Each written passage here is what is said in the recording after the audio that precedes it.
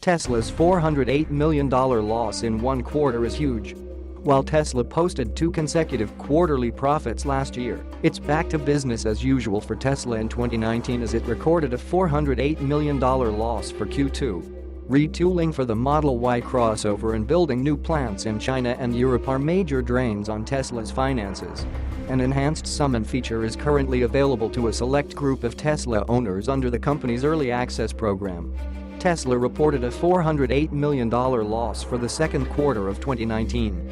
Investors have become less patient with the electric automaker's results than in years past, when Tesla was an upstart giant killer in the industry, and the company's shares were down 15% on Thursday morning. The loss is despite Tesla raking in more than $6.3 billion between April and June and reporting a rather staggering 19% profit margin on each car sold.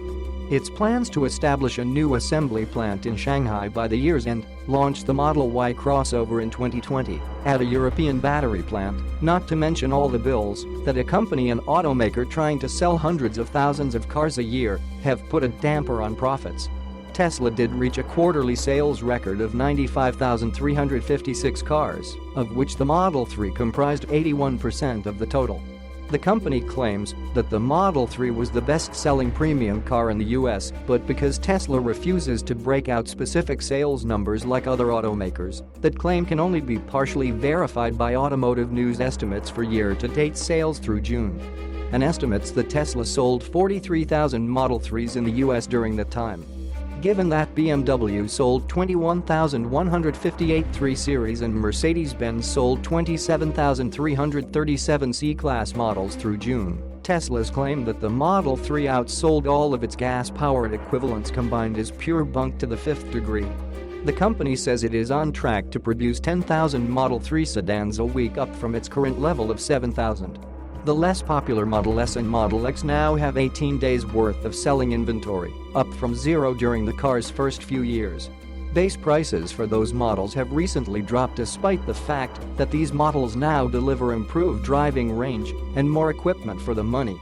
Tesla now reports that a total of 1,600 Supercharger stations are open across the world. For reference, there are 168,000 retail gas stations in the US. American drivers will appreciate the forthcoming V3 Supercharger that the company says will drop average charging times down to 15 minutes, although only the newest Model S and Model X vehicles built in the last quarter can accept that station's 200 kilowatt input.